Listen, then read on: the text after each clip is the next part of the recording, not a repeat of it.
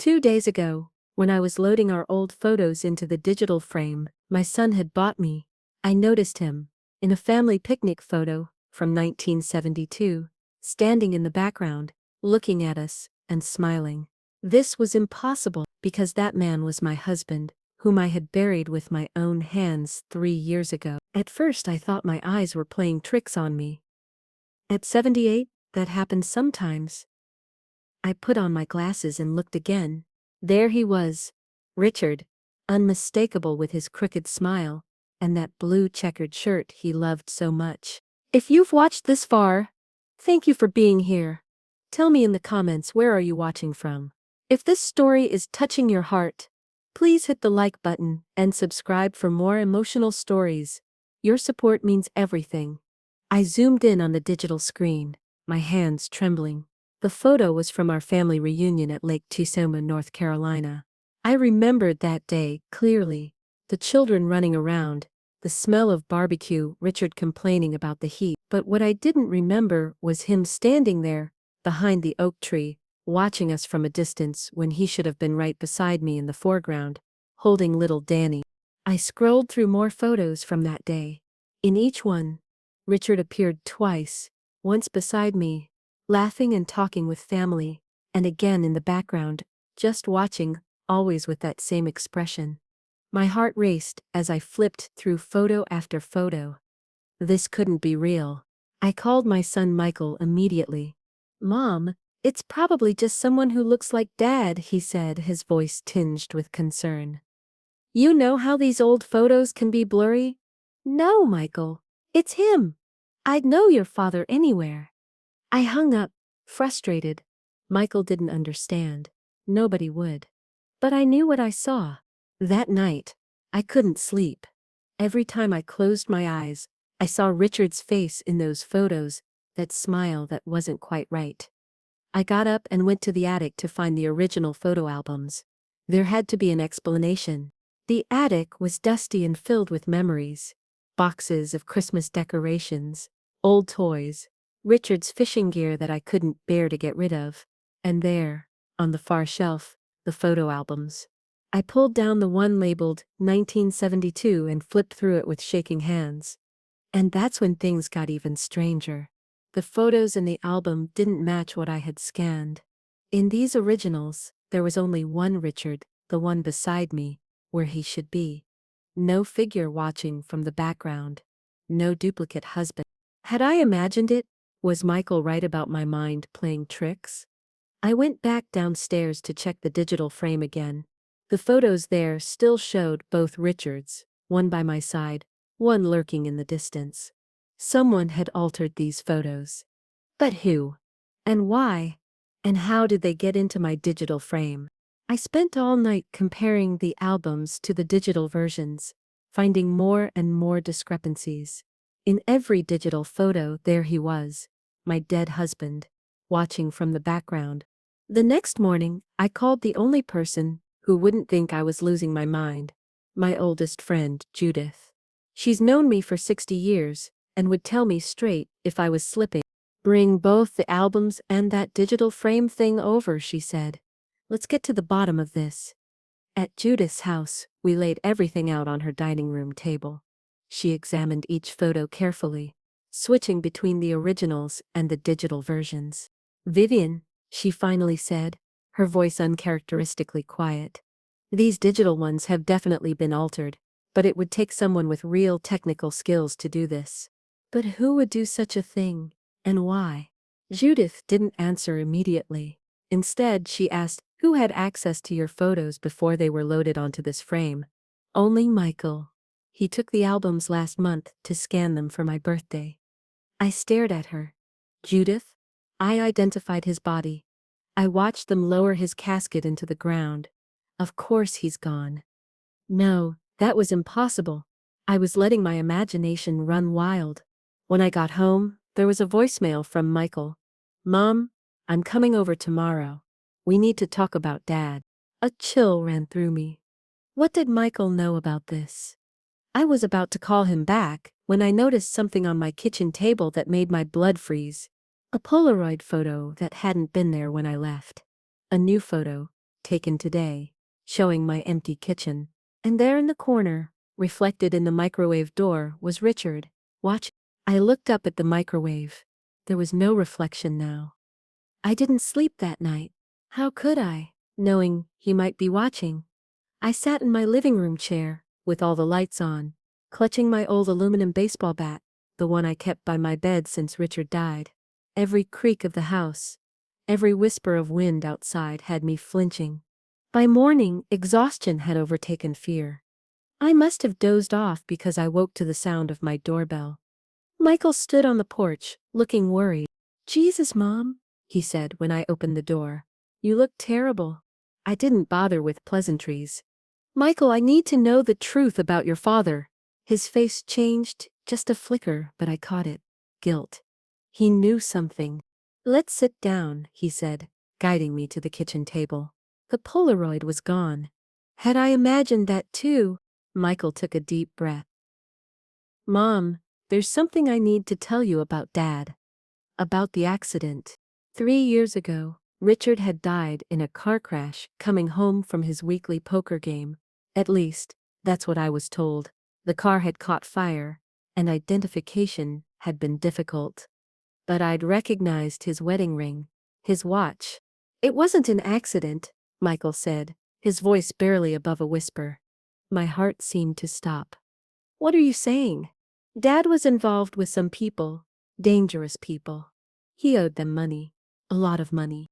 The room seemed to tilt. "Your father didn't gamble beyond his weekly game. He was a high school science teacher, for God's sake." Michael wouldn't meet my eyes.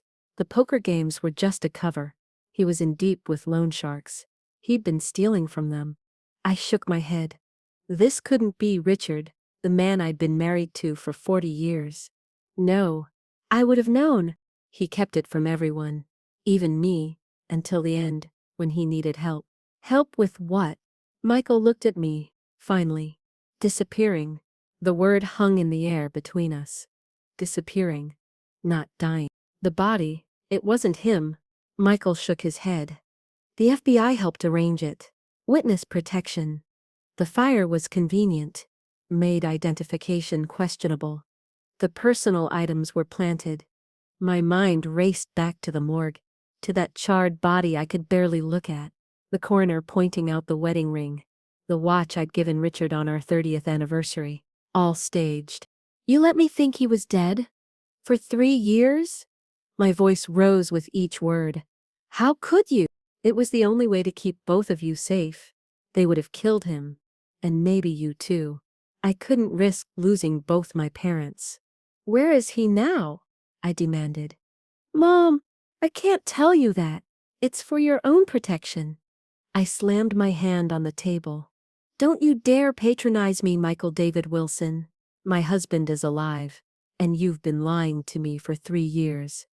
I deserve to know where he is." Michael flinched at my tone. He hadn't heard it since he was caught joyriding at 16. "Arizona," he finally said. "Or at least, that's the last I heard." He moves around. "And the photos? The ones you scanned?" His brow furrowed. "What about them?" I grabbed the digital frame and showed him the images with Richard watching from the background. The color drained from Michael's face. "Mom, I didn't do this. I scanned the original photos exactly as they were. There was no second dad in them." Now it was my turn to be confused. But Judith and I both saw them. "He's there in every one." "Show me." I clicked through the photos again, but now they were normal. Just like the originals. No Richard watching from the shadows. "I swear, they were different yesterday," I insisted, feeling slightly crazed. Michael took my hand. "Mom, maybe you should lie down. This is all a lot to process." I pulled away. "I'm not imagining things, Michael. I didn't say you were. But finding out Dad is alive after all this time, it's a shock." I let him guide me to the sofa, my mind spinning. Richard was alive, somewhere in Arizona, living a new life without me. And someone, or something, had altered those photos to let me know. But when Michael left, promising to return tomorrow, I checked the digital frame again. The double images were back. Richard watching from the background in every single photo. And now I understood. This wasn't some ghost or hallucination. Richard was trying to contact me. He was watching me, right now. I looked up at the empty room. Richard, I said to the silent house, if you can hear me, I'm coming to find you. As if in response, the digital frame flickered, then showed a single image, not one I had scanned. A desert highway with a sign "Welcome to Sedona, Arizona." I've never been impulsive. 60 years of teaching elementary school had instilled in me a habit of careful planning, but the next morning, I found myself booking a one-way ticket to Phoenix. I didn't tell Michael, I didn't tell anyone except Judith, who promised to feed my cat and gave me her niece's old smartphone, in case you need to look anything up. The flight to Arizona was the first time I'd flown alone since Richard and I went to Hawaii for our 40th anniversary. As the plane descended over the red desert landscape, I wondered if I had lost my mind, chasing after a husband who had faked his death. At my age. But the alternative, sitting at home knowing Richard was out there somewhere, was unthinkable. I rented a car at the airport, a process that made me miss Richard's patient handling of such details. The young woman at the counter looked doubtful when I presented my license. When was the last time you drove, ma'am? Yesterday, I said firmly, though it had actually been months. Richard had always preferred to drive. The GPS guided me out of Phoenix and toward Sedona. 2 hours later, I pulled into a modest motel on the outskirts of town. My back ached and doubts had begun to creep in. How exactly did I plan to find one man in an entire city, a man who didn't want to be found? In my room, I unpacked the few things I'd brought: clothes, medications, and the digital picture frame.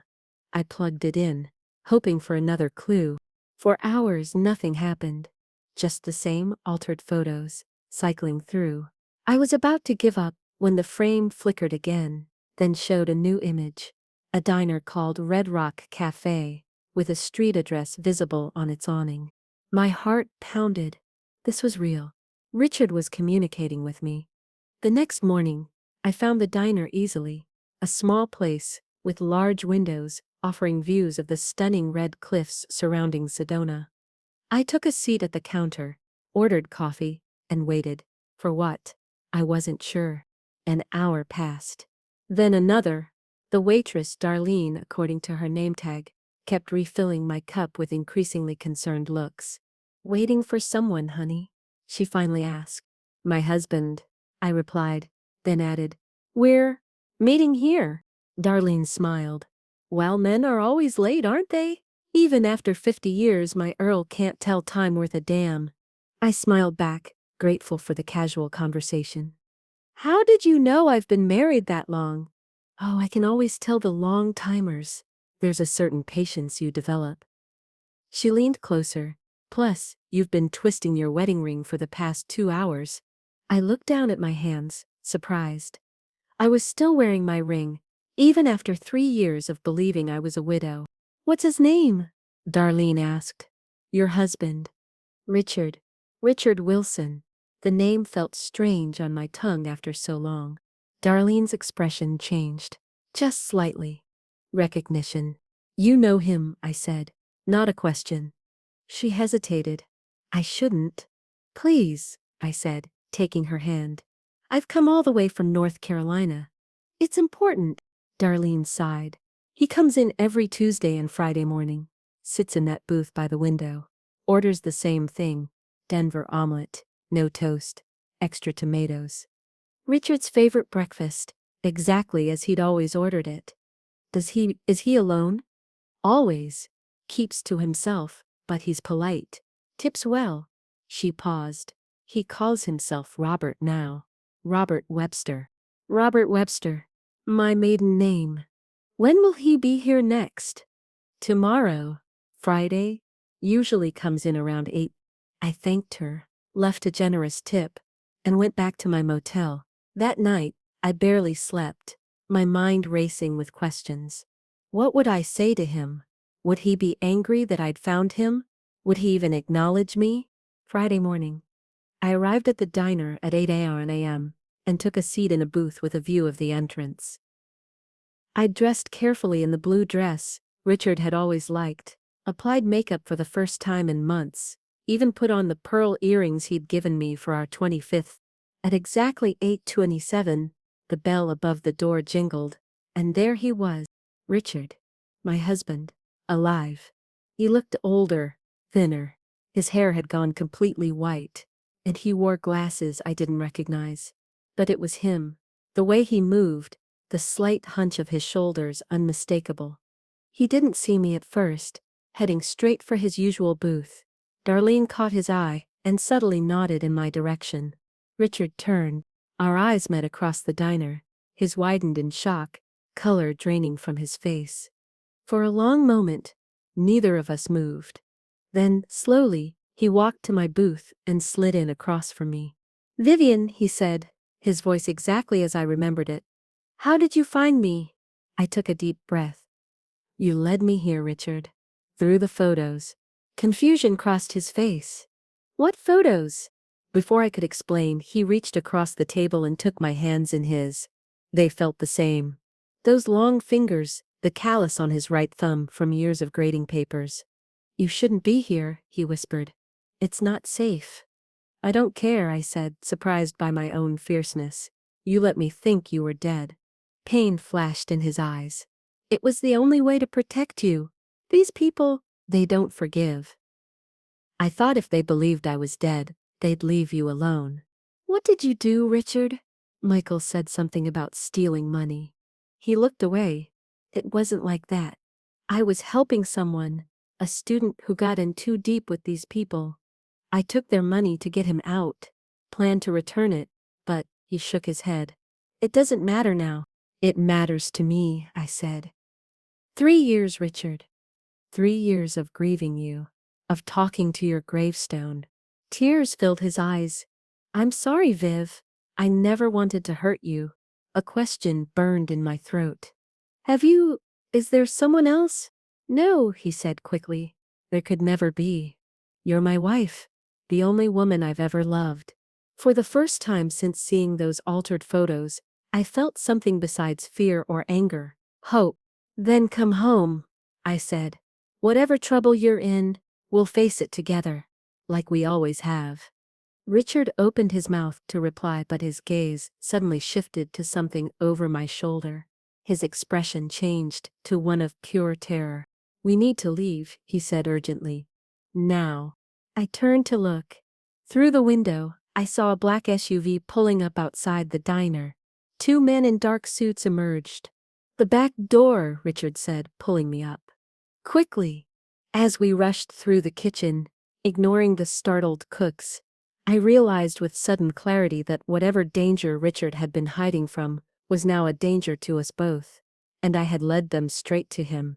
Richard gripped my hand tightly as we ran through the alley behind the diner. Despite his age, he moved with the urgency of a much younger man, pulling me along when I struggled to keep up. "My car," I gasped. "It's in the lot." "We can't risk it," he said. "They might be watching it already." He led me to an old blue pickup truck parked behind a neighboring store. To my surprise, he pulled out keys and unlocked it. "You have a truck?" "Get in," was his only response. As we pulled away, I caught sight of the 2 men from the SUV entering the back of the diner. Richard drove with tense concentration, checking the rearview mirror every few seconds. "Who are they, Richard?" "Collectors," he said grimly. "They work for a man named Vance. I owed him money, and when I couldn't pay, I borrowed it from his safe. It was stupid. But my student was in trouble. They were going to hurt his family." "How much did you take?" 200,000. I gasped. "Richard, I know, but I had a plan to put it back. There was this investment opportunity. It doesn't matter. It fell through, and then they were coming after me." We drove into the desert, the red rock formations of Sedona growing smaller behind us. Eventually, Richard turned onto a dirt road that wound up into the hills. After about 15 minutes, a small cabin came into view, partially hidden among pine trees. "This is where you've been living?" I asked, as we went inside. It was sparse. Just one room with a kitchenette, a bed, a small table with a laptop, and bookshelves overflowing with paperbacks. So different from our cozy colonial in Charlotte. It's not much, Richard admitted. But it's been manageable. For 3 years, I said, the reality of his choice still stinging. While I thought you were dead, Richard sank onto the edge of the bed, suddenly looking every one of his 76 years. I never wanted this, Viv. The FBI said it was the only way. Make a clean break. Let everyone believe I was gone. Vance would stop looking, and you'd be safe. The FBI? Michael mentioned them too. Are you some kind of informant? He nodded. They've been building a case against Vance for years. They needed my testimony. And the photos? The ones on my digital frame? Richard looked genuinely confused. I don't know anything about that. I pulled out my phone, Judith's niece's phone, and showed him the pictures I'd taken of the altered images. Richard stared at them, bewildered. This wasn't me, Viv. I swear. Then who? Who else knew you were alive? Just Michael and the FBI agents assigned to my case. He paused. Agent Delgado is my handler. He checks in every week. A cold feeling settled in my stomach. When was he supposed to check in next? Yesterday. He didn't show. The implications hung in the air between us. If Richard's FBI handler had disappeared, as if reading my thoughts, Richard stood up. We need to call him. Now.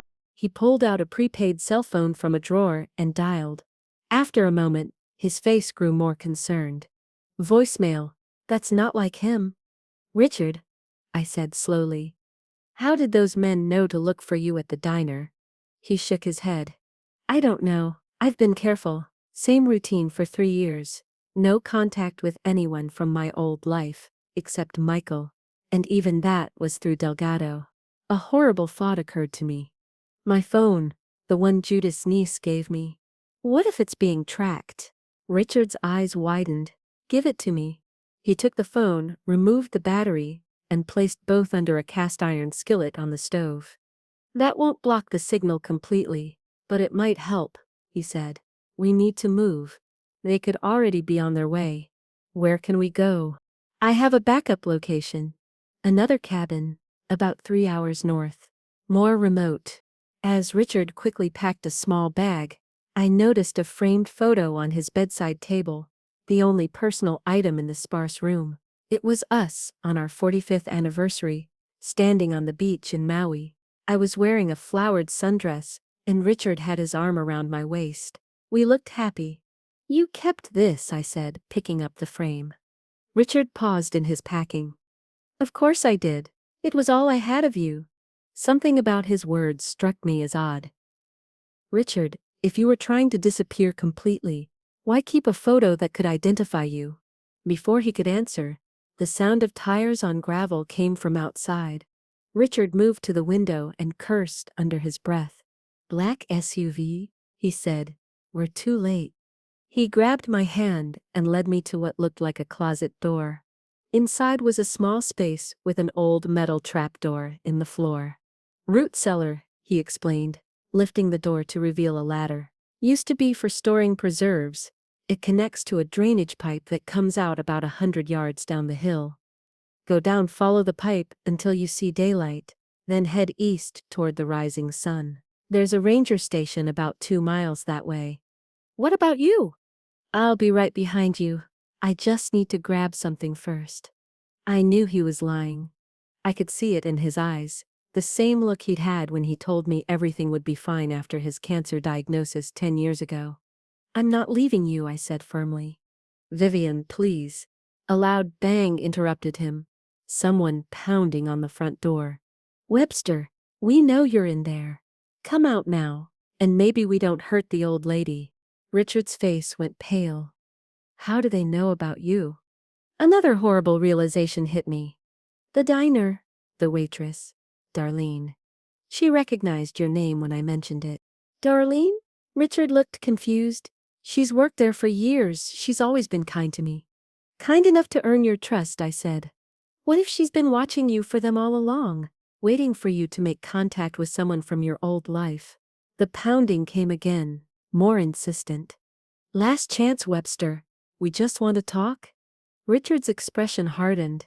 Get in the cellar, Viv. Please. Not without you. He cupped my face in his hands, looking into my eyes with an intensity that took my breath away. I lost you once already. I can't let anything happen to you now. Please, my love. Go. Before I could argue further, the front door burst open. 2 men entered, the same ones from the diner. One held a gun. Well, well, said the one without the gun. A tall man with salt and pepper hair and an expensive-looking suit. Richard Wilson. You've been a hard man to find. Vance, Richard said, his voice steady despite the fear I could see in his eyes. I wondered if you'd come yourself. Vance. The man Richard had stolen from. The man he'd been hiding from for 3 years. You know why I'm here, Vance said. The money, plus interest. And maybe a finger or two for the trouble you've caused me. I don't have your money, Richard said. It's gone. Vance sighed dramatically. That's disappointing, Richard. Especially with your lovely wife here now. What was your name again, ma'am? Vivian, wasn't it? My blood ran cold. He'd known my name. This wasn't a coincidence or a lucky break for them. They'd been watching, waiting. Leave her out of this, Richard said, stepping in front of me. She has nothing to do with it. On the contrary, Vance said, she has everything to do with it. You see, we've been watching your son Michael for years, hoping he'd lead us to you. But he was careful. Then, suddenly, his mother books a one-way ticket to Phoenix. Now that was interesting. The digital frame. The altered photos. It hadn't been Richard trying to contact me. It had been them, luring me here to draw Richard out. The pictures, I whispered. Vance smiled coldly. Technology is remarkable these days. A little Photoshop, a little hacking into your home network. You'd be surprised what money can buy. What do you want? Richard asked, his voice tight. I told you, my money, with 3 years' interest. Let's call it $500,000. I told you, I don't have it. Vance nodded to the man with the gun, who stepped forward and pressed the barrel to my temple. I froze, terror washing through me. I think you'll find a way, Vance said calmly. You have 48 hours. Just then, a sound came from outside. Car doors slamming, voices calling out. Vance looked alarmed for the first time. Company? He asked Richard. A voice called through a megaphone from outside. FBI! The house is surrounded. Come out with your hands up. Relief flooded Richard's face. Delgado, he whispered. What happened next was a blur. Vance's man swung his gun toward the door. Richard lunged at him. There was a struggle, a deafening bang. And Richard fell to the floor, a red stain spreading across his chest. I screamed, dropping to my knees beside him, as FBI agents stormed into the cabin, subduing Vance and his associate. But I barely noticed. All I could see was Richard, his breathing shallow, his eyes fixed on my face. Viv, he whispered. I'm sorry. Don't talk, I said, pressing my hands to his wound. Help is coming. He smiled weakly, always looking after me. Richard, please, stay with me. We've only just found each other again. His hand found mine, squeezing with surprising strength. Best 50 years of my life. And as agents shouted for paramedics, as the room filled with chaos around us, I held my husband's hand and prayed that our story wasn't ending just as it had begun again. The hospital waiting room in Sedona was small. Just 10 chairs and a coffee machine that made terrible coffee. I'd been sitting there for 5 hours, my clothes still stained with Richard's blood. Agent Delgado sat beside me, a serious young man with kind eyes who seemed genuinely concerned about Richard. He'd been explaining everything, how they'd been building a case against Vance for years, how Richard's testimony was crucial. When I missed our check-in, I knew something was wrong, he said. Then we intercepted communications that Vance himself was heading to Sedona. We got here as fast as we could. Not fast enough, I said, the words sharper than I'd intended. Delgado didn't flinch. No, not fast enough. I'm sorry, Mrs. Wilson. We fell silent again, waiting for news. Michael was on his way, catching the first flight from Charlotte. I still hadn't decided if I would forgive him for his part in this deception. Finally, a doctor appeared, a woman in her 40s with tired eyes and surgical scrubs. Mrs. Wilson, she said, approaching me. Your husband is out of surgery. Is he? I couldn't finish the question. He's stable. The bullet missed his heart but damaged his left lung and nicked an artery. He lost a lot of blood, and at his age recovery will be challenging. But he's fighting. Relief made my knees weak. Can I see him? He's in recovery now.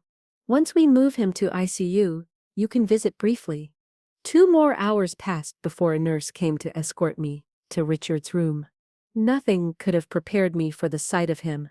My strong, vibrant husband lying unconscious, connected to tubes and monitors, his face ashen beneath the breathing mask. I took his hand, careful not to disturb the IV. I'm here, Richard, I whispered. I'm not going anywhere. Whether it was my imagination or not, I thought I felt a slight pressure as his fingers twitched against mine. For 3 days I barely left his side. Michael arrived, tearful and apologetic. I couldn't bring myself to discuss his deception yet. Instead, we took shifts sitting with Richard, who drifted in and out of consciousness. On the 4th day, Richard opened his eyes while I was alone with him, reading aloud from one of his favorite mystery novels. Viv? His voice was barely audible, raspy from the breathing tube that had been removed the day before. I set the book down, reaching for his hand. I'm here. Not a dream, he murmured. No, not a dream. I'm really here. Tears filled my eyes. You gave me quite a scare, Richard Wilson. A ghost of a smile touched his lips. Sorry about that. You should be. Faking your death, hiding in Arizona, getting yourself shot. You've put me through quite an ordeal. His eyes, though clouded with pain, held mine. Worth it to see you again. I leaned forward, gently kissing his forehead. Don't you dare leave me again, you hear? Not after I've come all this way to find you. He nodded slightly, then winced at the movement. Promise. The next few weeks were a roller coaster. Richard developed pneumonia, a common but dangerous complication after chest surgery, especially for someone his age. There were nights when I sat beside his bed, listening to his labored breathing, terrified that after finding him again, I might truly lose him this time. But Richard was stubborn, always had been. Slowly he improved. The doctors spoke cautiously of recovery, of rehabilitation. Agent Delgado visited regularly, updating us on the case against Vance. They had more than enough evidence now, he assured us. Vance would be going away for a very long time. Richard would need to testify eventually, but that was months away. What happens then? I asked one afternoon as Richard slept. After the trial? That depends, Delgado said. Witness protection is still an option. New identities, a new location. Together this time, I said firmly. Wherever he goes, I go. Delgado nodded. Of course, though it might not be necessary. Once Vance is convicted, the immediate threat should be neutralized. Should be? I raised an eyebrow. There are always associates, family members. But with proper precautions, you might be able to resume something close to your old lives. Something close to our old lives. I looked at Richard, sleeping fitfully, his body still struggling to heal. Could we ever go back to what we had? Did we even want to? 6 weeks after the shooting, Richard was discharged from the hospital. He was still weak, requiring regular physical therapy and nursing care. The FBI had arranged a safe house for us, a small ranch-style home on the outskirts of Sedona, with security systems and regular patrols. Michael had returned to Charlotte weeks earlier, his technology company needing his attention. But he called daily, still walking on eggshells around me. I wasn't ready to fully forgive him, but I was trying to understand. He'd been caught between protecting his father and lying to his mother, an impossible position. One evening, as Richard and I sat on the patio watching the sunset paint the red rocks in even deeper crimson, he took my hand. "I've been thinking," he said, his voice stronger now, though still not the robust tone I remembered, "about what happens next." "What do you want to happen?" I asked. "I want to go home," Richard said simply. "Not to Charlotte. That life is gone. But maybe somewhere new, where we can be together without looking over our shoulders." "What about the trial?" "Vance's people. Delgado thinks we could settle in a smaller town, maybe on the West Coast. Not witness protection exactly, but a fresh start with some basic security precautions." He squeezed my hand. "It wouldn't be the retirement we planned, but we'd be together," I finished. "That's all that matters to me." Richard's eyes filled with tears. "After everything I've put you through, you'd still start over with me?" "Richard Wilson, I've spent 53 years with you. I'm not about to stop now just because you made one spectacularly bad decision." I managed a small smile. "Even if that decision involved faking your death." He looked away, guilt washing over his face. "I'll spend the rest of my life making it up to you, Viv." "You'd better." I leaned against his shoulder, careful not to put pressure on his healing wound. "Though I must admit, there is something thrilling about being married to a man with a secret identity. Very James Bond." Richard laughed, then winced, holding his chest. "Please don't make me laugh yet. It hurts too much." That night, as Richard slept beside me, a miracle I still couldn't quite believe, I thought about the strange path that had led us here, the altered photos, my cross-country journey, the terrible fear of losing him all over again. Part of me was still angry at the deception, the years of grief I'd endured unnecessarily. But another part understood the impossible choice Richard had faced. In the morning, I called Michael. "Mom," he answered immediately. "Is Dad okay?" "Your father is fine," I said. "But it's time you and I had a real conversation." There was a pause. "About me not telling you he was alive?" "Yes." Michael sighed heavily. "I wanted to tell you, Mom. Every day for 3 years, I wanted to tell you. Seeing you grieving, putting flowers on an empty grave, it was torture." "Then why didn't you?" "Because Dad made me promise. And because the FBI agents made it very clear what could happen if Vance found out Dad was alive. They showed me photos of what happened to other witnesses who'd been discovered." His voice cracked. "I couldn't risk that happening to either of you." I closed my eyes, picturing my son carrying this burden alone. "We should have faced it together as a family." "I know that now," Michael said quietly. "Can you ever forgive me?" The question hung in the air. Could I? The anger was still there, but diminishing in the face of understanding. "I'm working on it," I said finally. "We all made choices, Michael. Your father chose to protect me by disappearing. You chose to protect us both by keeping his secret. And I chose to find him, despite the risks." I paused. "Now we have new choices to make, together this time." Over the next month, Richard's strength returned gradually. We spent hours talking, filling in the gaps of our 3 years apart. I told him about the grief support group I'd joined, the garden I'd planted in his memory. He told me about his solitary life in the cabin, teaching online science courses under his new identity, the way he'd watch our old home through social media posts from neighbors. "I saw the Christmas lights you put up last year," he said. "The blue ones on the porch, they looked beautiful." "You were spying on me?" I asked, not sure whether to be touched or disturbed. "Just checking that you were okay," he admitted. I never commented or connected, just watched from afar. "Like in the altered photos," I thought with a chill. Maybe Vance's people hadn't created those images, after all. Maybe they'd simply noticed Richard's digital footprints as he watched over me, and used that knowledge to set their trap. 2 months after the shooting, Vance's trial was scheduled. Richard would testify, then we would relocate. Monterey, California was the current plan, a coastal town where 2 retirees could blend in easily. The night before we were set to fly to New York for the trial, Richard and I sat looking through old photo albums. The real ones this time, no digital alterations. "Remember this day?" he asked. pointing to a picture of us on a boat. Both of us laughing as spray from the lake showered us.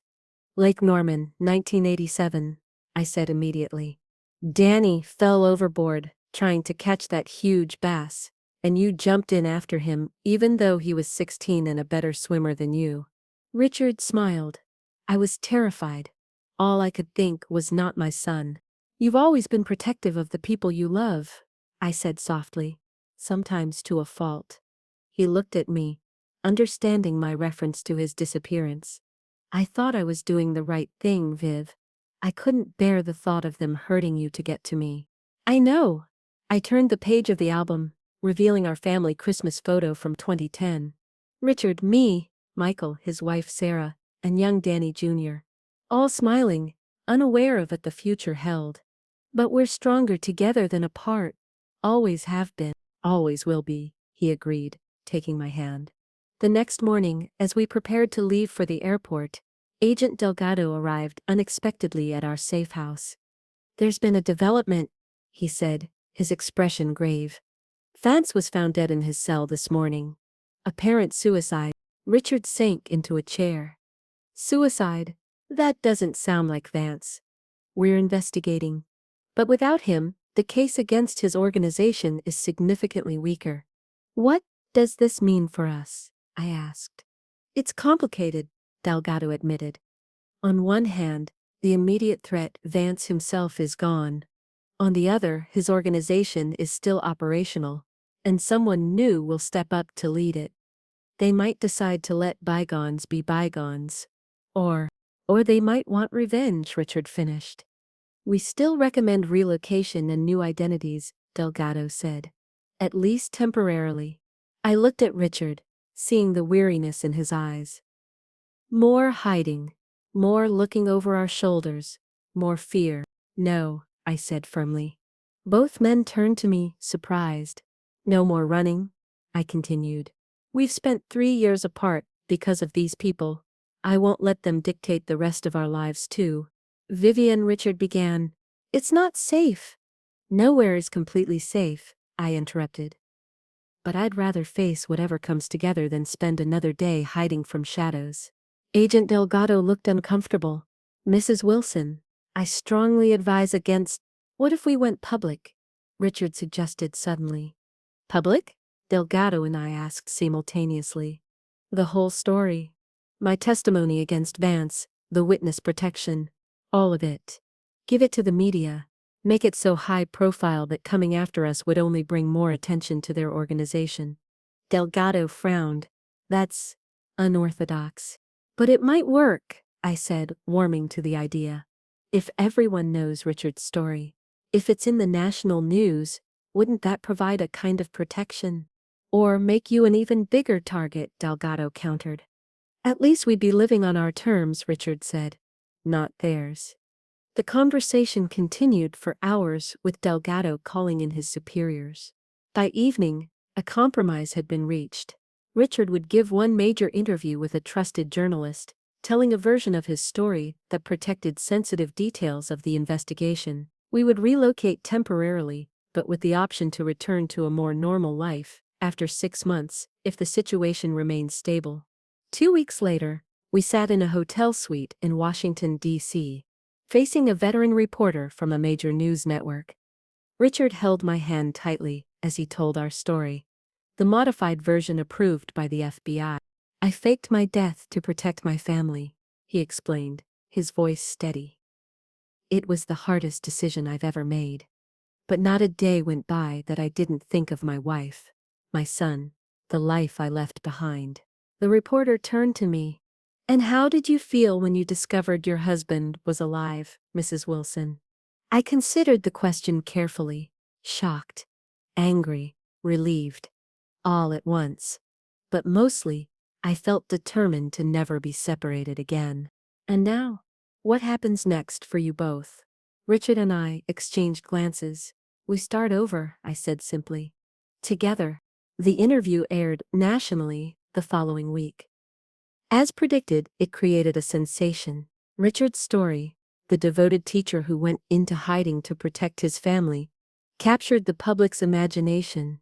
We received thousands of messages of support, offers of places to stay, even a book deal. More importantly, according to Delgado, chatter within Vance's organization suggested they had no appetite for pursuing a vendetta that would bring further scrutiny. The new leadership was more interested in distancing themselves from Vance's more controversial operations. 6 months later, as agreed, we revisited our security situation. With no signs of threat, we made another decision to return to North Carolina, not to Charlotte, but to a small coastal town where neither of us had connections. We bought a modest house 2 blocks from the ocean, with a porch swing and a garden for me to tend. Michael and his family visited regularly. Danny Jr., now 13, was initially wary of the grandfather, who had returned from the dead, but Richard's patience and genuine interest in the boy's science projects gradually won him over. Life settled into a new normal. Richard couldn't return to teaching in a classroom. He was too recognizable now, but he found purpose volunteering at the local science museum, inspiring a new generation of curious minds. As for me, I started a support group for older adults facing major life transitions. I never shared the full details of my own story, but the experience of losing and finding Richard had given me insights into resilience that seemed to help others. One evening, a year after the interview, Richard and I walked along the beach at sunset. Despite the lingering effects of his injury, a slight limp, occasional shortness of breath, he moved with a lightness I hadn't seen since before his death. "Happy?" he asked, noticing my thoughtful expression. "Very," I replied. "Though sometimes I still can't believe this is real, that you're really here." Richard stopped walking, turning to face me. "I'm here, Viv. For good this time." He reached into his pocket and pulled out a small box. Inside was a ring, not my original wedding band, which I still wore, but a new one with small sapphires surrounding a diamond. "I missed our 50th anniversary," he said softly. "And our 51st and 52nd. I can't get those years back, but I can promise you all the ones we have left." He took my hand. "Vivian Elizabeth Wilson, will you marry me?" Again. Tears filled my eyes as I looked at this man I'd loved for over half a century, this man I'd grieved, found, and nearly lost again. "Yes," I said. "Always yes." As the sun dipped below the horizon, painting the sky in brilliant oranges and pinks, Richard slipped the new ring onto my finger, next to the old one. The past and present, side by side, just like us. That night, I dreamed of photos, not the altered ones that had led me to Richard, but new ones we'd create together. Images of a future I'd once thought impossible. A second chance at the life we were meant to share. And in the morning, when I woke to find Richard beside me, I said a silent prayer of gratitude for the mysterious stranger in the photographs, who had turned out to be my husband all along. 6 months after our beach renewal of vows, a small ceremony with just Michael, Sarah, Danny Jr., and a few close friends, I found myself in our attic, organizing boxes. Our new life together was good, but Richard's near-death experience had awakened in me a desire to put things in order, to leave no loose ends. I was sorting through old photos, deciding which to digitize for Michael and Danny Jr., when I came across a shoebox I didn't recognize.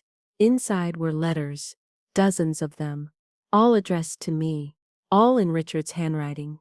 None of them sent. The dates spanned the 3 years of his disappearance. Each envelope was carefully labeled with a date and occasion. Vivian's birthday, 2020. With trembling hands, I opened the first one. "My dearest Viv, today would have been our 48th anniversary. I wonder what you're doing right now. Are you thinking of me? Do you still set the table for 2 out of habit? Then remember with a jolt that I'm gone. I walked to the edge of town today, to a spot overlooking the valley.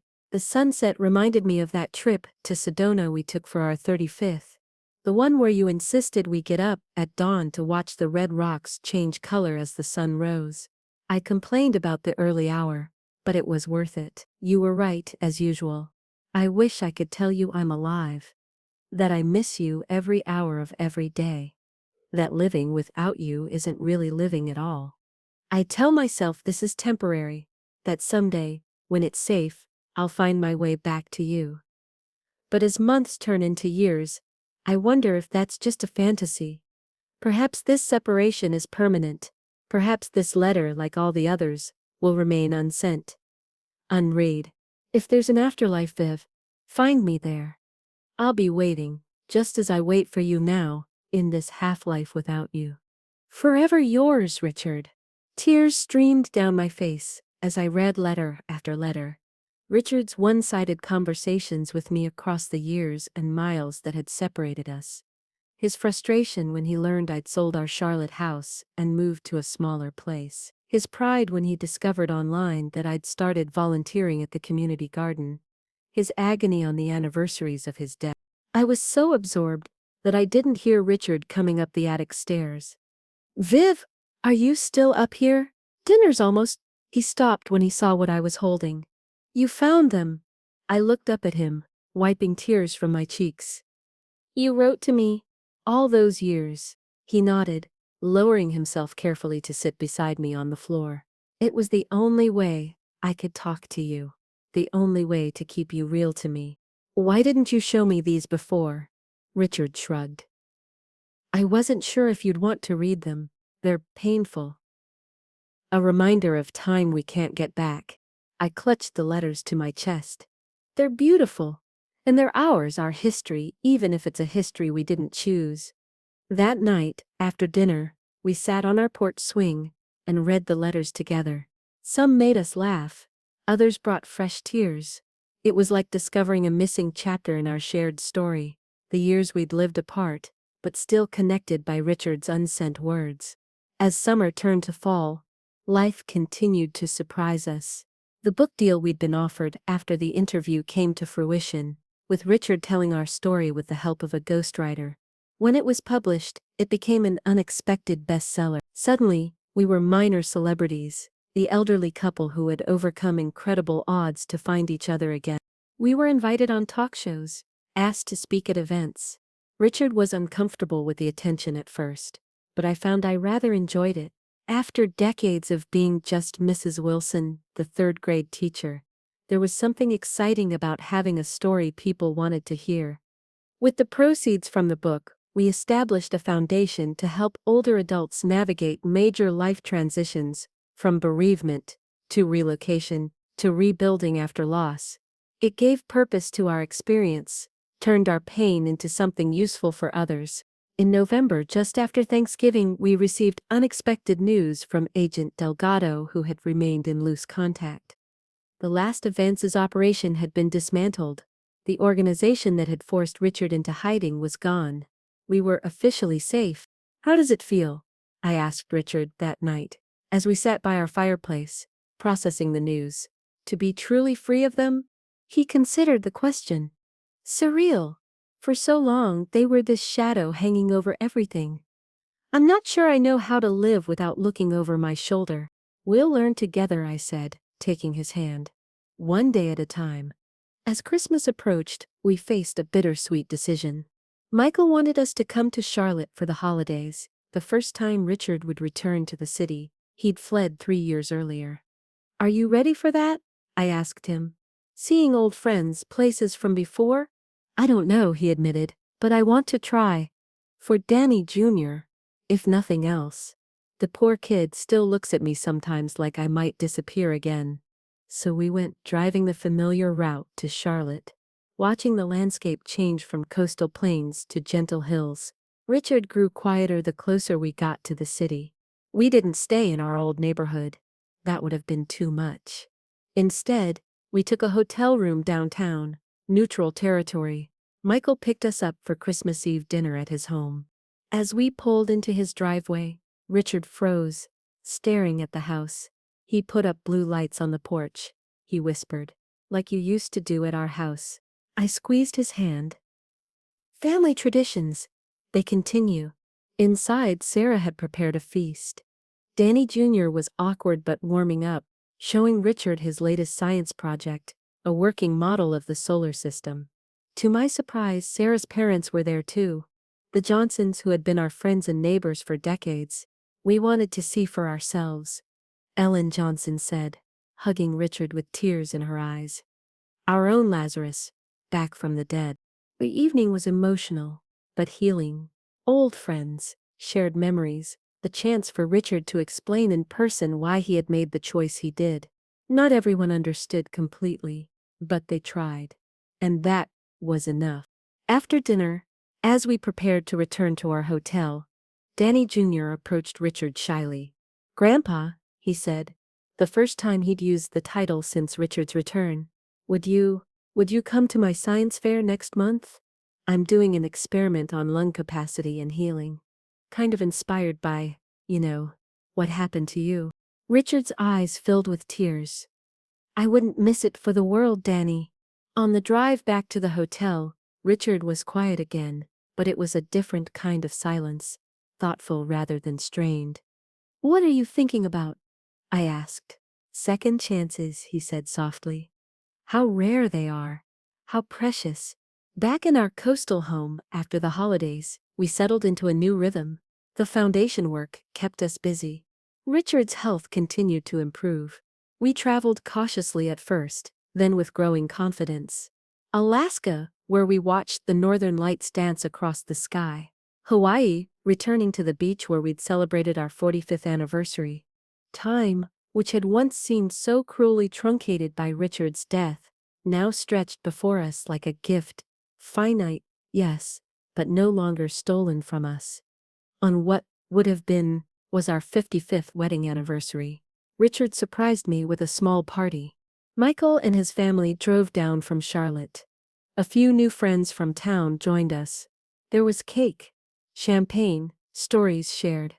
As the evening wound down, Richard raised his glass for a toast. "To my wife, Vivian," he said, his voice strong and clear, "who found me when I was lost, who forgave me when I was wrong, who loved me enough to cross deserts and face dangers to bring me home." He turned to me, his eyes shining with emotion. "They say true love never dies, but what they don't tell you is how hard you sometimes have to fight to keep it alive. How many obstacles you have to overcome." I reached for his hand, remembering everything we'd endured, the separation, the deception, the shooting, the painful healing. "We fought," I said simply, "and we won." Later that night, after our guests had gone, and we sat alone on our porch, watching stars appear over the ocean, Richard pulled out a small box. "Another ring?" I teased. "My fingers will run out of room." He laughed. "Not a ring this time." Inside was a small silver pendant in the shape of a frame. And inside the frame was a miniature version of our wedding photo. Richard in his too large rented suit, me in my mother's altered wedding dress, both of us impossibly young and hopeful. "To replace the photos that were altered," he explained, as he fastened it around my neck. "A true image to carry with you. No manipulations, no deceptions. Just us, as we began." I touched the pendant, feeling the weight of it against my skin. "It's perfect." "I can't change the past, Viv," Richard said softly. "I can't give you back those 3 years, but I can promise you all the days we have left. No more secrets. No more separations. No more faking your death?" I asked with a small smile. "Definitely not. Once was quite enough." I leaned against his shoulder, listening to the steady rhythm of his breathing, a sound I had once thought I would never hear again. "Do you think we would have found each other again if Vance's people hadn't used those altered photos to lure me to Arizona?" I asked. Richard was quiet for a long moment. "I like to think so, that somehow, some way, we would have reconnected. That some force in the universe couldn't bear to keep us apart." "A romantic notion for a science teacher," I teased.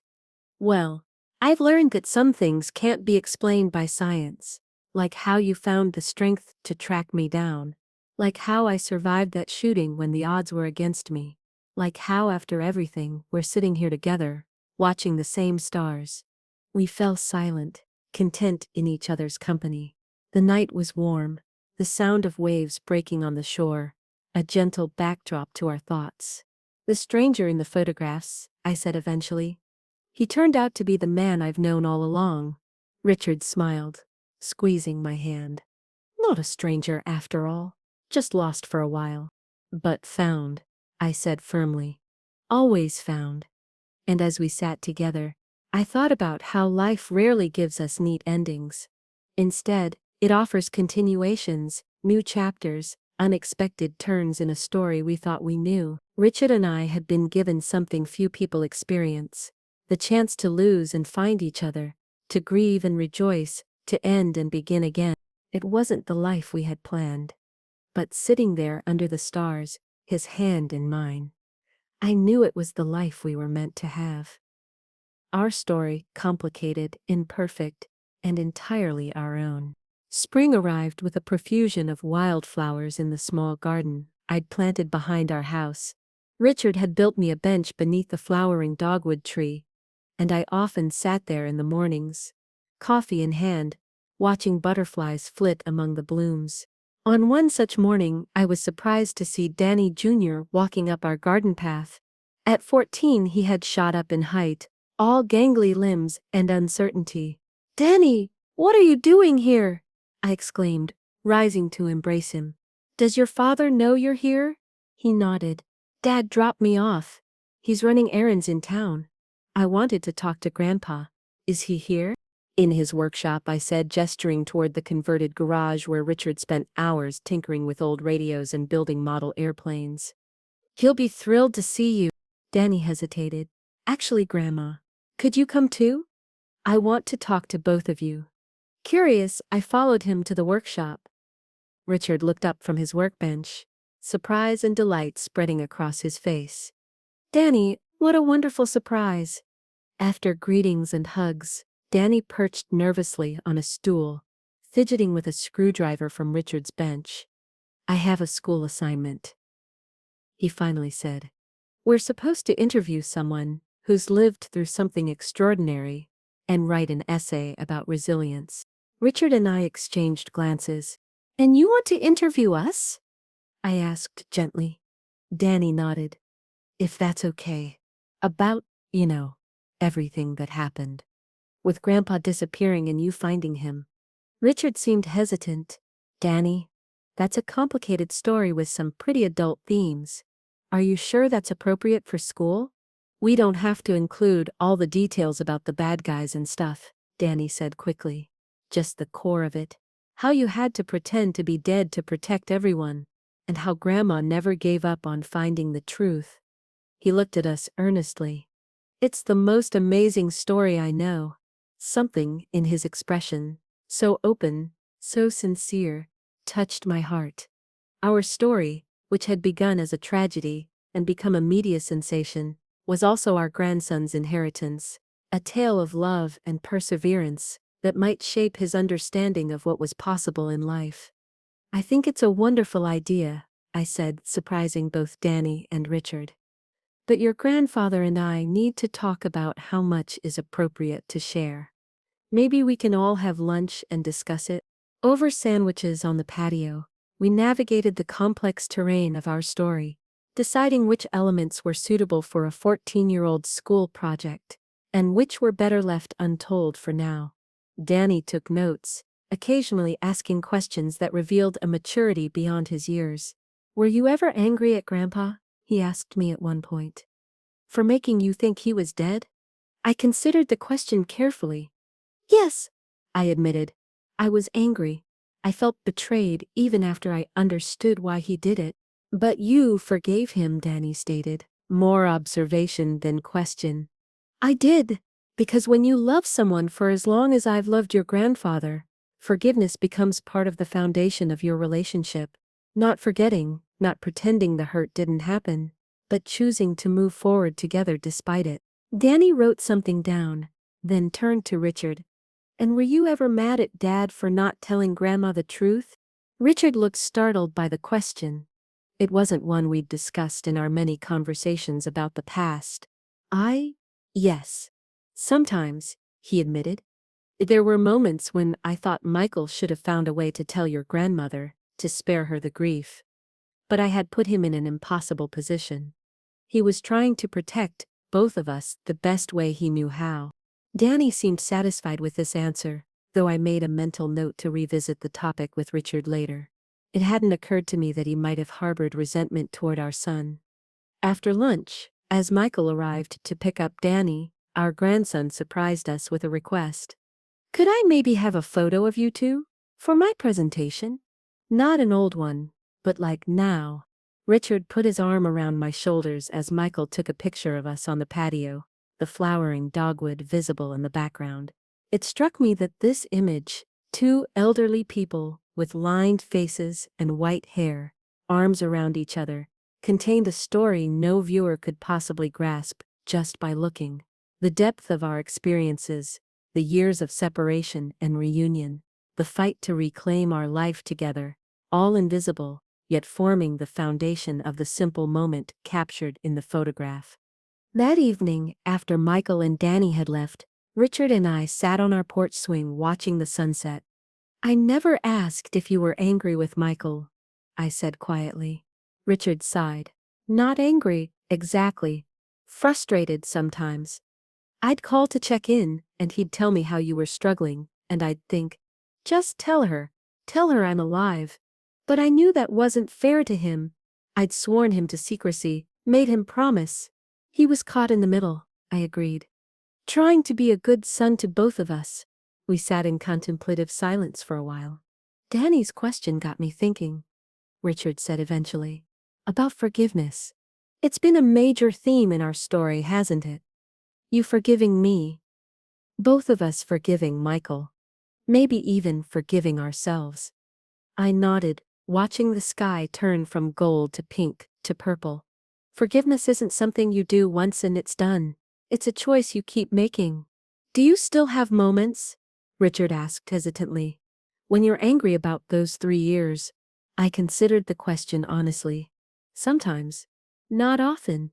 But yes, usually when I think about what I missed. Your 70th birthday, Michael's promotion ceremony. Moments we should have shared." Richard took my hand. "I'm sorry, Viv. I'll always be sorry for that." "I know," I squeezed his hand. "And I'll always choose to forgive you." That night, as I drifted toward sleep, I thought about Danny's essay. What would he write about us? What lessons would he take from our complicated journey? And what would readers of his essay, his teacher, his classmates make of our story, filtered through the perspective of a 14-year-old boy?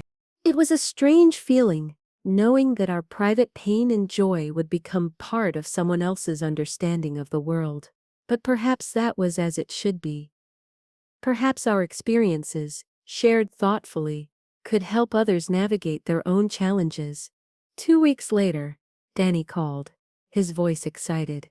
"I got an A on my essay, and Mrs. Peterson wants me to submit it to a national student writing contest." "That's wonderful, Danny," I said, genuinely pleased. "What did your classmates think?" They had tons of questions. About you and Grandpa.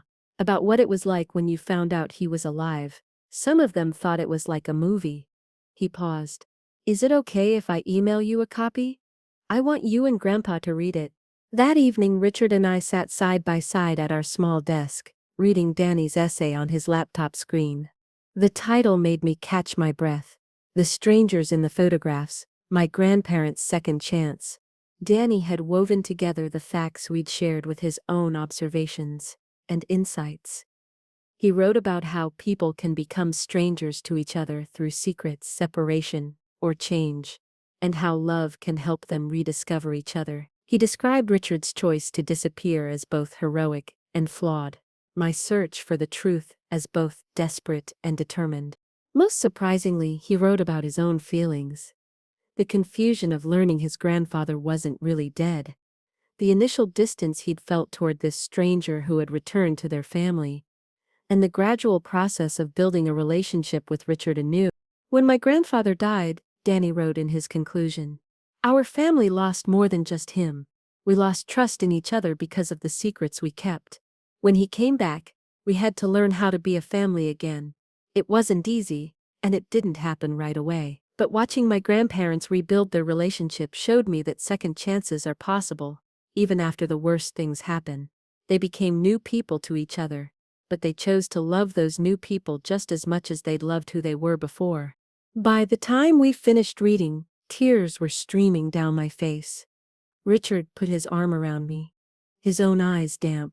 "Out of the mouths of babes," he murmured. "He understood," I said, still marveling at Danny's insights. "He really understood what we went through, what we're still going through." "He has your perceptiveness," Richard said with a small smile. "And my scientific curiosity. Dangerous combination." I laughed through my tears. The next generation, carrying our story forward. That night, I dreamed of photographs. Not the altered ones that had led me to Richard, not our wedding portrait or family snapshots, but images yet to be taken.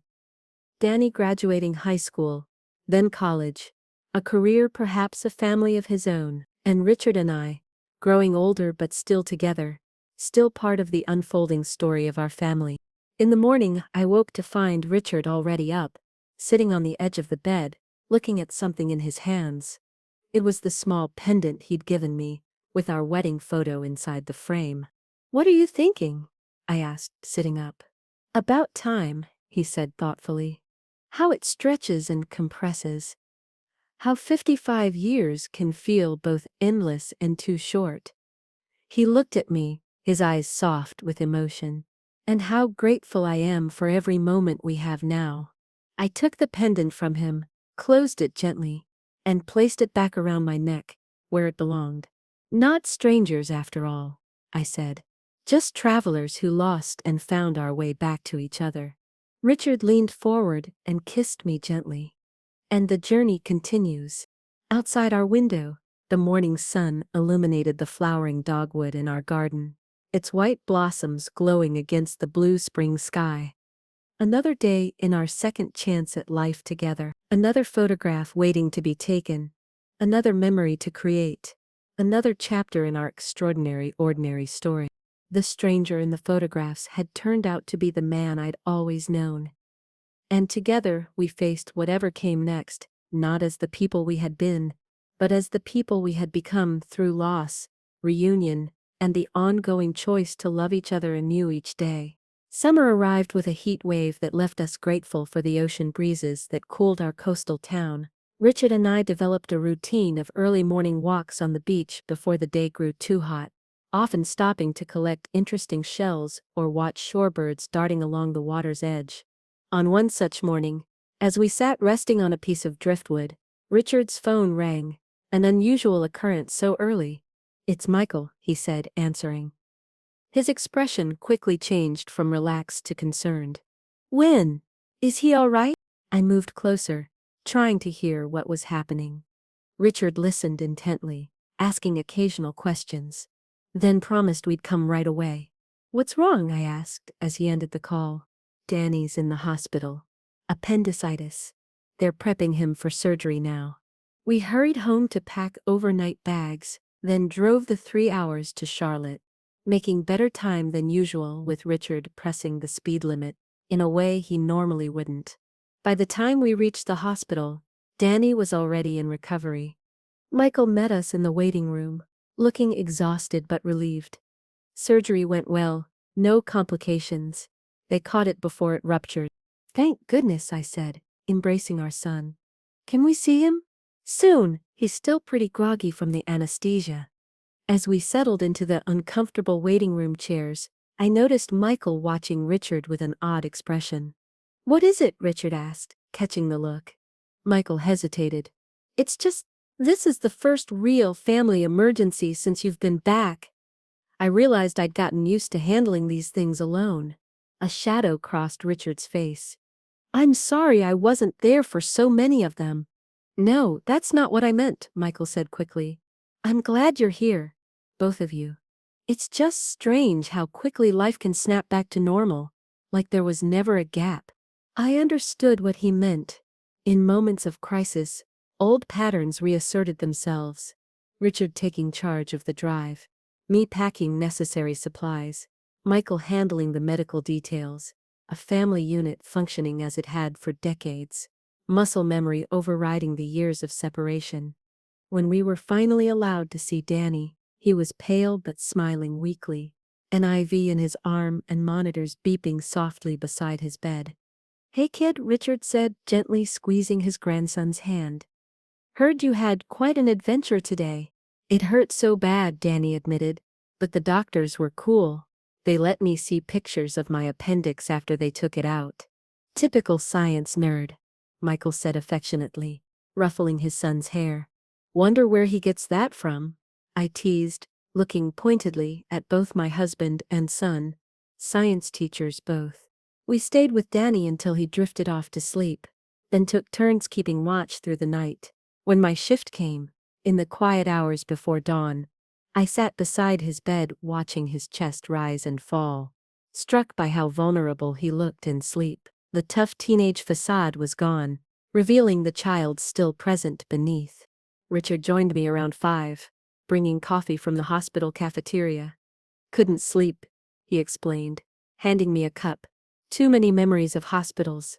I knew he was thinking of his own stay after the shooting. The weeks of recovery, the pain, the uncertainty. "This is different," I said softly. "Danny will be fine." Richard nodded, but his expression remained troubled. "I keep thinking about what Michael said, about handling emergencies alone. How many times did he rush to a hospital without me there to help?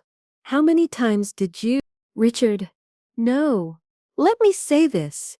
He took a deep breath. "I made the decision to disappear to protect you both.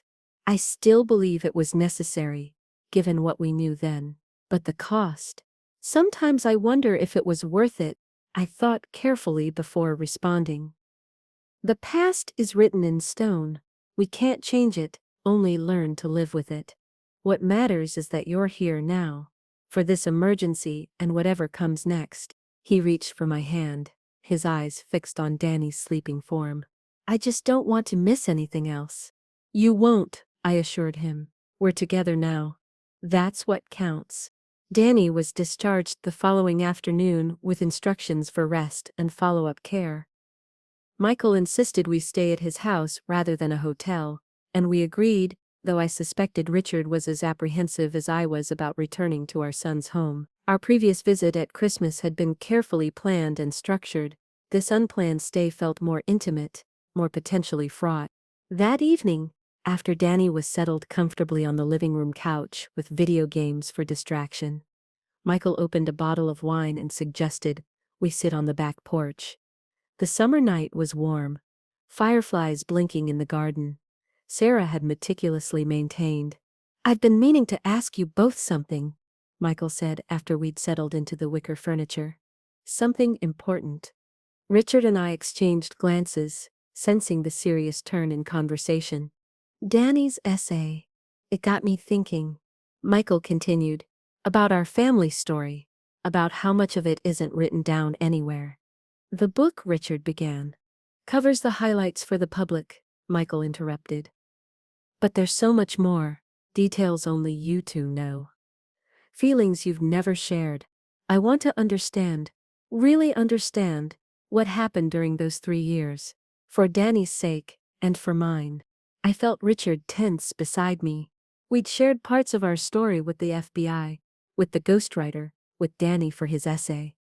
But never the full, unvarnished truth, with all its pain and complexity. "What exactly are you asking, Michael?"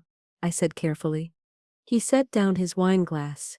"I want to record your stories, both of you, separately at first, then together. Your experiences during the separation, how you felt, what you did. A complete oral history, just for our family." "Why now?"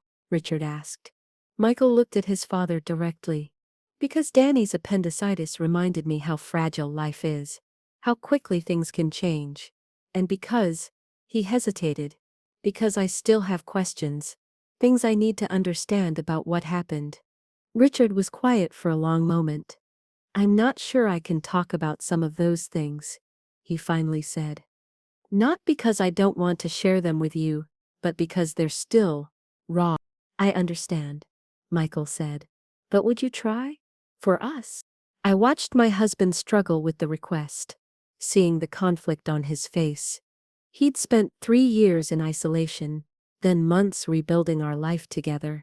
Revisiting the darkest period might reopen wounds. Still healing. I'll do it, I said, surprising both men. I think it's important for our family to have the complete story, however difficult it may be to tell. I turned to Richard. But only if you're comfortable too. Richard looked at me, then at our son. All right, he agreed quietly. But some parts, may have to wait. Michael nodded, understanding. We'll go at your pace, no pressure. The next morning, while Danny rested and Richard helped Sarah with yard work, Michael set up recording equipment in the guest room where I was staying. Just talk naturally, he instructed, positioning a small microphone. Start wherever you want. I'll edit it all together later. Left alone with the blinking red light of the recorder, I took a deep breath and began. My name is Vivian Elizabeth Wilson. I'm 79 years old.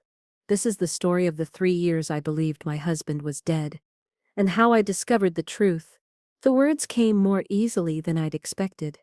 I spoke about the shock of Richard's supposed death, the numbness of the funeral, the long nights alone in our too-empty house. I described the grief support group that had saved my sanity, the garden I'd planted to keep my hands busy when my mind wouldn't rest. I talked about the first time I noticed something strange in the digital photos. The figure watching from the background, that I now knew had been digitally inserted to lure me to Arizona. The fear, the confusion, the desperate hope that somehow, impossibly, Richard might still be alive. When I finished, nearly 2 hours had passed. I felt drained but oddly lightened, as if setting down a heavy burden I'd carried too long. That afternoon, it was Richard's turn. He was more hesitant, his responses initially measured and careful, but as he continued, his story flowed more freely. The desperate choice to disappear, the fake identity, the isolation of his new life. The hardest part, I overheard him telling Michael, wasn't the physical danger or the Spartan living conditions, it was the silence. No one to talk to about my real life, my real thoughts. No one who knew the real me. Later, Michael recorded us together, asking questions that helped fill gaps in our separate narratives. How had we each coped with holidays and anniversaries? What had sustained us through the darkest times? How had we rebuilt trust after the reunion? Some questions were painful to answer. Others led to revelations. Things Richard and I had never shared, even with each other. I used to drive by our old house sometimes, Richard admitted, surprising me. Just to see if your car was there. To know you were okay. I'd park down the block and wait, sometimes for hours just to catch a glimpse of you gardening, or getting the mail. You risked exposure just to see me, I asked, astonished. He nodded. It was reckless. Delgado would have been furious if he'd known. But I couldn't help it. I needed to see you even from a distance. I thought about those lonely days, the strange feeling I sometimes had of being watched. Had some part of me sensed his presence? On our last evening in Charlotte, with Danny recovering well, and our recordings complete, Michael presented us with a small package. A thank you, he said, for sharing your stories. Inside was a digital audio player with headphones and a note explaining that he'd already edited together some of our separate recordings into a single narrative. That night, back in our guest room, Richard and I listened together, headphones split between us. It was surreal hearing our voices alternating, describing the same time period from such different perspectives. Me in Charlotte, grieving a husband who wasn't dead. Richard in Arizona, living half a life without his family. At one point, the recording captured a moment I'd completely forgotten, my description of planting daffodil bulbs on what would have been our 50th anniversary. I put them along the front path, my recorded voice explained. 50 bulbs for 50 years. I told myself it was a memorial to our marriage, but really I think I was trying to believe in renewal, that something beautiful could grow from such loss. Richard's voice followed. On our 50th anniversary, I hiked up to a ridge overlooking Sedona. I brought a bottle of champagne, the same brand we'd had at our wedding. I opened it at sunset and poured 2 glasses. I drank mine, I poured hers out over the red rocks, a libation to a ghost who didn't know she was being haunted. Tears streamed down my face as I listened. Beside me, Richard was also weeping silently. We had been so close that day, spiritually connected across the miles, yet physically separated by circumstances neither of us had chosen. When the recording ended, we sat in silence, still holding hands, until Richard finally spoke. I don't regret much in my life, Viv, but I regret missing those 3 years with you. I regret the pain my absence caused. I know, I said softly, and I've forgiven you for it. Maybe it's time you forgave yourself. He looked at me, his eyes red-rimmed but clearer somehow. Maybe it is. In the morning, as we prepared to return home, Danny insisted on walking us to our car despite his surgeon's orders to rest. I've been thinking, he said, leaning carefully against the car door, about my essay, and now Dad's recordings. What about them? Richard asked, loading our small suitcases into the trunk. It's like we're preserving the story, making sure it doesn't get lost or forgotten. Danny looked thoughtful, like those old family Bibles where people used to write down births and deaths and important events. I smiled at the comparison. I suppose we are creating a kind of family history. I want to add to it, Danny said earnestly. When I'm older, record my memories of when Grandpa came back, how things changed, so my kids will know the whole story someday. Richard put his arm around Danny's shoulders, careful of his surgical incision. I think that's a wonderful idea. As we drove home, I thought about Danny's words. Our story wasn't just ours anymore. It had become part of the family narrative, something that would be passed down, reinterpreted, learned from. The painful parts, and the joyful reunion, the deception and the forgiveness, all of it woven into the tapestry of our shared history. What are you thinking about? Richard asked, noticing my thoughtful expression. Legacy, I said. Not money or possessions, but stories, the ones we leave behind. Richard nodded, understanding. I used to worry about being forgotten, during those 3 years, that I'd die alone in Arizona, and no one would ever know what had really happened to me. And now, he glanced at me, a small smile touching his lips. Now I know our story will outlive us both, through Michael, through Danny, maybe someday through Danny's children. He reached for my hand. The stranger in the photographs will never be a stranger again. I squeezed his hand, watching the coastline appear in the distance. Our adopted hometown coming into view. Home, not the place we'd spent most of our lives, but the place we'd chosen for our second chance. Never a stranger, I agreed. Just a lost traveler finding his way home. Fall painted our coastal town in subdued colors, more subtle than the brilliant foliage of our old home in Charlotte, but beautiful in its own way. The tourists had largely departed, leaving the beaches peaceful for our morning walks. On one such morning, as we strolled along the shoreline collecting shells, Richard suddenly stopped, pressing his hand to his chest. Are you all right? I asked, immediately concerned. Just a twinge, he assured me, but his face was pale. Let's sit for a minute. We found a bench overlooking the ocean. Richard's breathing gradually steadied, but I noticed him wincing occasionally. We should call Dr. Patel, I said, referring to the cardiologist who had monitored Richard since his shooting. The bullet that had damaged his lung had also caused some cardiac issues that required ongoing care. It's nothing, Richard insisted. Just overdid it a bit. But I was already dialing my teacher's voice, the one that had quelled rowdy third graders for decades, brooking no argument. Dr. Patel managed to see us that afternoon. After an examination and several tests, his expression grew serious. There's some irregularity in your heartbeat, Richard, he explained, and your latest blood work shows elevated markers that concern me. I'd like to do an angiogram to see what we're dealing with. 2 days later, we had our answer. 3 of Richard's coronary arteries showed significant blockage. He would need bypass surgery. Given your history, the previous chest trauma, your age, there are risks, Dr. Patel explained carefully. But without intervention, the risk of a major cardiac event is substantial. Richard listened calmly. asking detailed questions about the procedure, recovery time, success rates. Ever the science teacher, seeking data to make an informed decision. In the car afterward, however, his composure cracked. "I just found my way back to you," he said, voice breaking.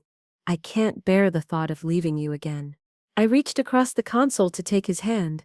"You're not going anywhere. We're facing this together, just like we promised." The surgery was scheduled for the following week.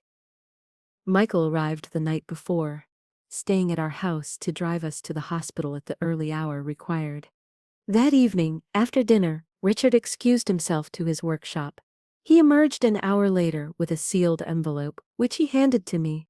"Just in case," he said quietly. I knew without asking what it contained.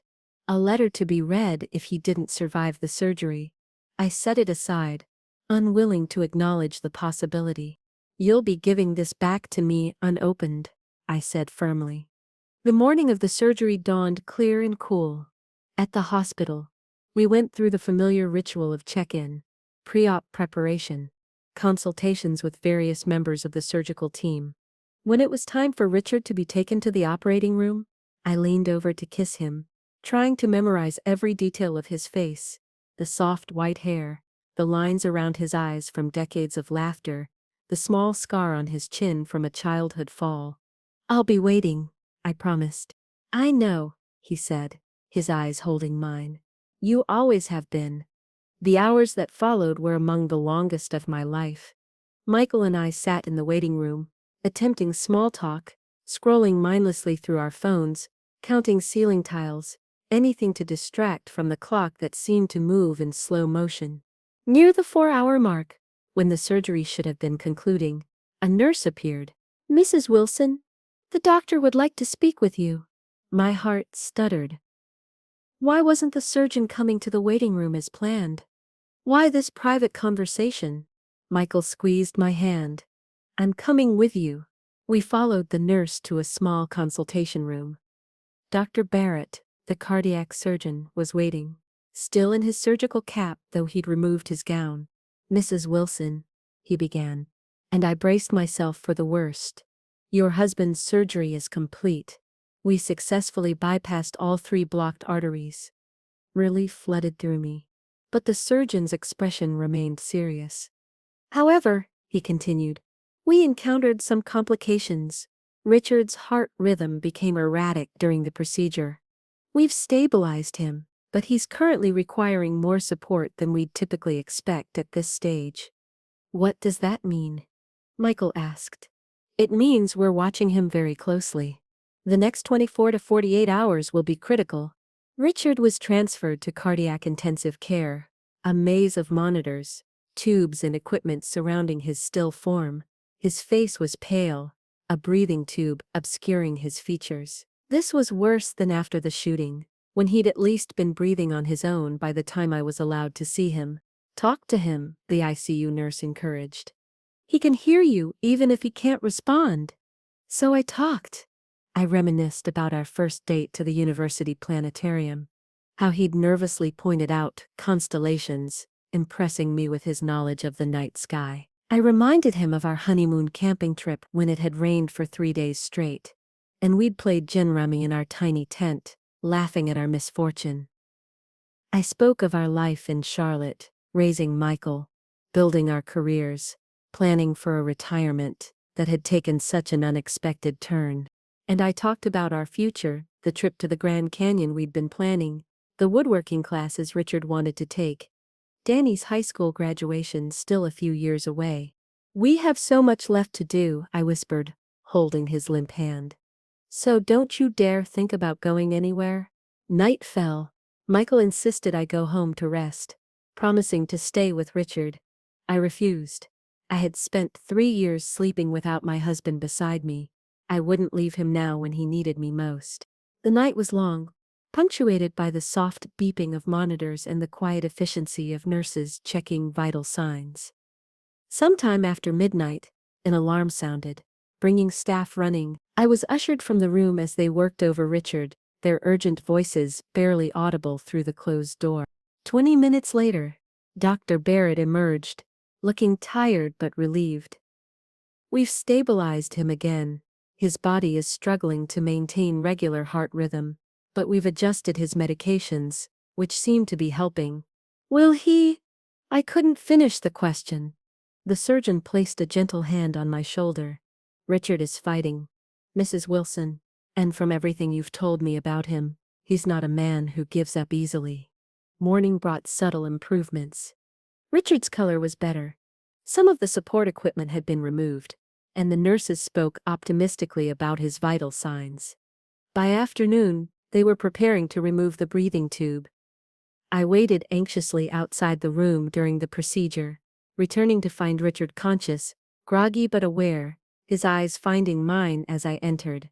"Viv," he whispered, his voice raspy from the tube. "I'm here," I said, taking his hand. "Right where I belong." Over the next few days, Richard's recovery progressed steadily. He was moved from ICU to a regular cardiac unit, then began the process of rehabilitation, first sitting up, then short walks in the hallway, each day bringing new strength. Michael returned to Charlotte once Richard was out of danger, promising to bring Danny for a visit when Richard was feeling stronger.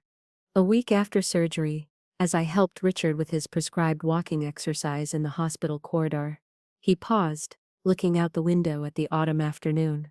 "I had a dream while I was under anesthesia," he said quietly. "Or maybe when they were resuscitating me. I'm not sure." I waited, not pressing him to continue. I was in a long hallway with doors on either side. Behind each door were moments from our life together. Our wedding, Michael's birth, vacations, ordinary dinners at home. But ahead at the end of the hall was a door with bright light coming from underneath it. My heart clenched. This sounded like the near-death experiences I'd read about. "I was moving toward that door," Richard continued, "drawn to it somehow. But then I heard your voice, talking about the Grand Canyon trip we've been planning, about Danny's graduation, and I stopped." He turned to look at me, his eyes clear and certain. "I turned around, Viv. I chose to come back. To you." I cupped his face in my hands, mindful of the surgical scar still healing on his chest. "I'm very glad you did." 2 weeks after surgery, Richard was discharged with a long list of instructions, medications, and follow-up appointments. Our house, once so perfect, now presented unexpected challenges.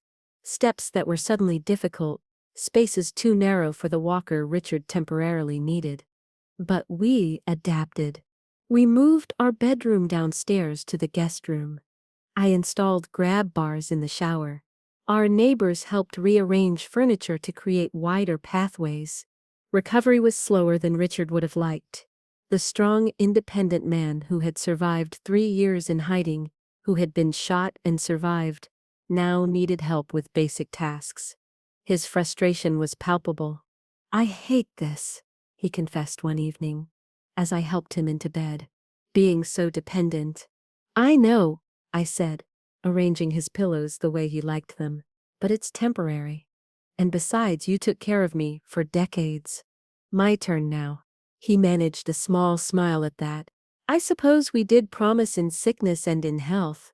"Twice," I reminded him, referring to our beach vow renewal. "So, you're doubly obligated to let me fuss over you." As weeks passed, Richard grew stronger. The walker gave way to a cane, then to cautious steps on his own.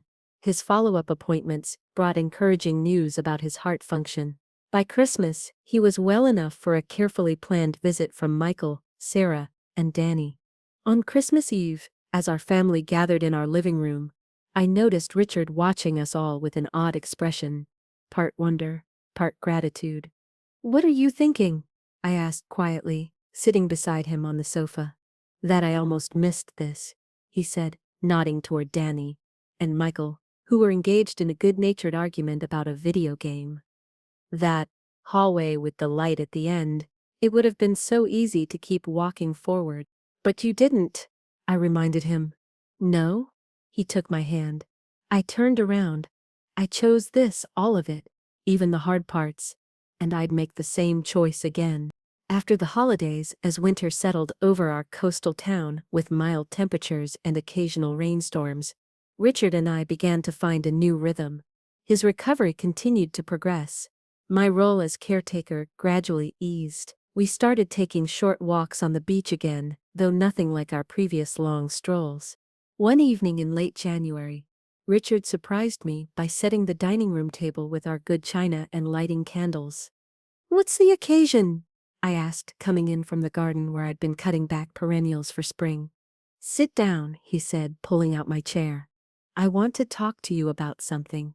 He served a simple meal: baked fish, roasted vegetables, a glass of white wine that his cardiologist had reluctantly approved in moderation. When we'd finished eating, he reached across the table for my hand. "I've been thinking about what comes next," he said. "Next?" "With my health. With us. With our life together."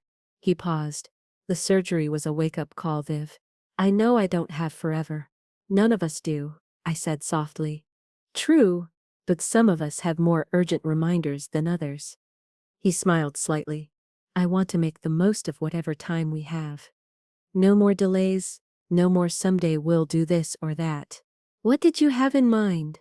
"The Grand Canyon, for starters. My doctor says I should be cleared for travel by spring.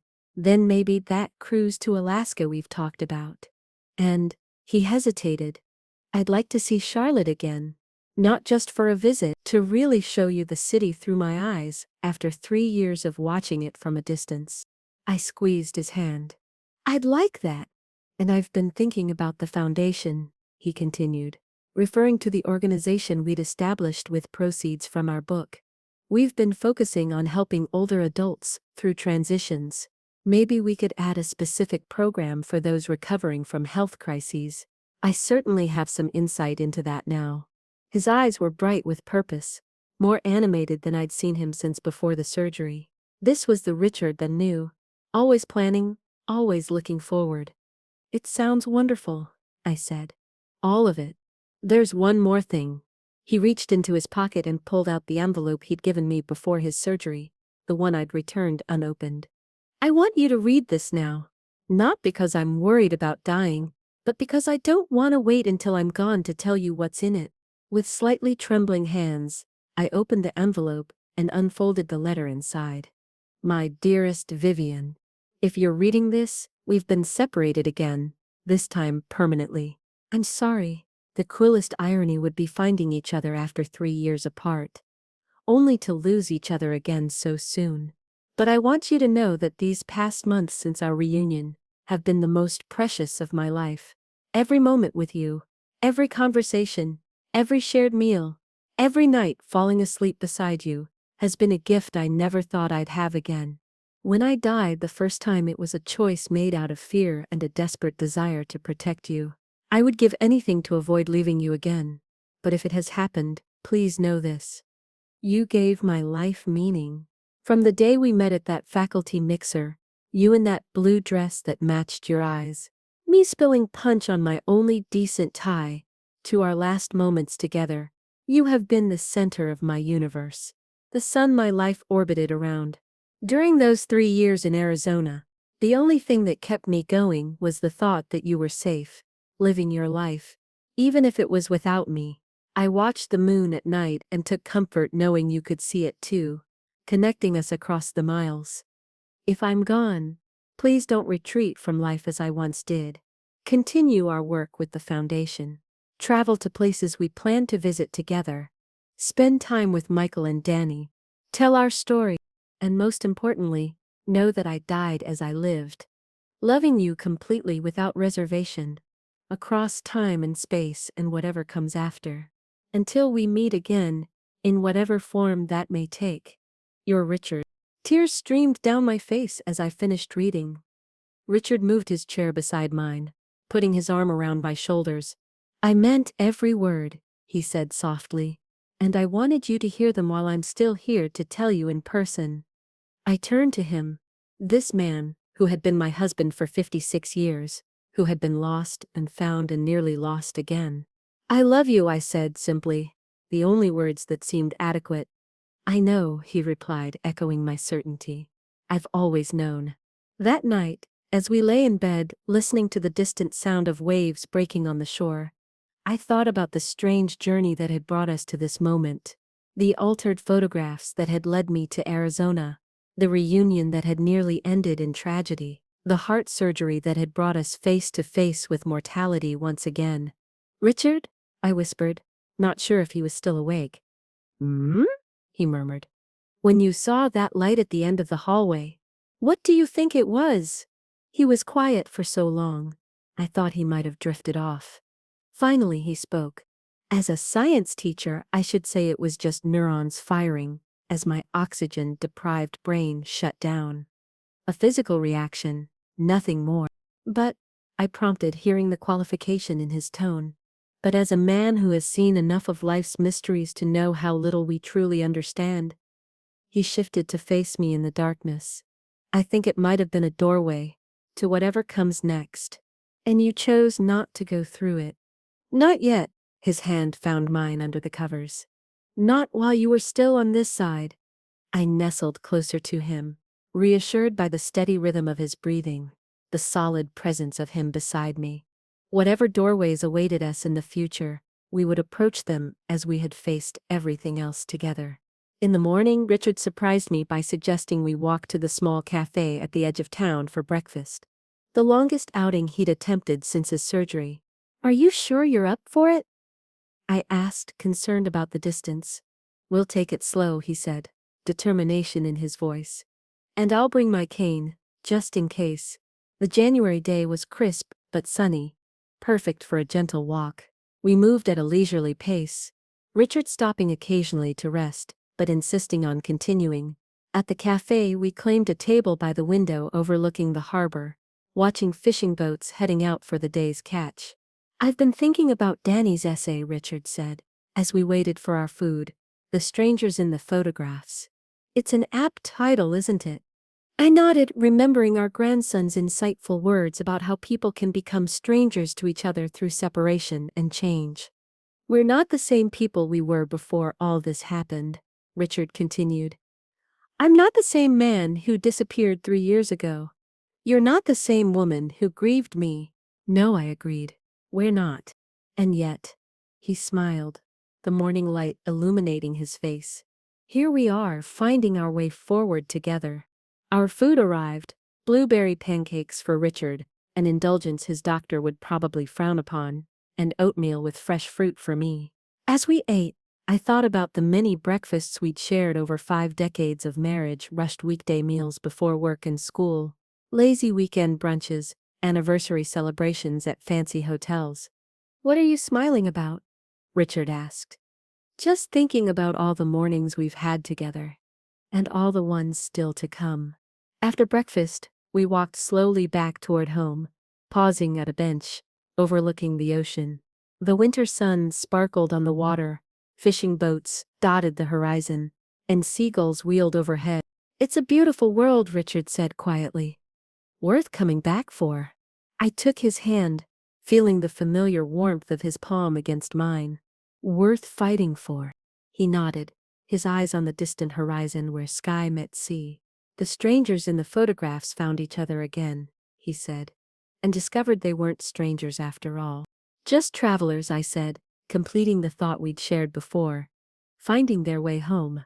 And as we sat together watching the endless rhythm of waves breaking on the shore, I knew that whatever came next, adventures or challenges, joys or sorrows, we would face it together, no longer strangers but companions on the continuing journey of our extraordinary ordinary life.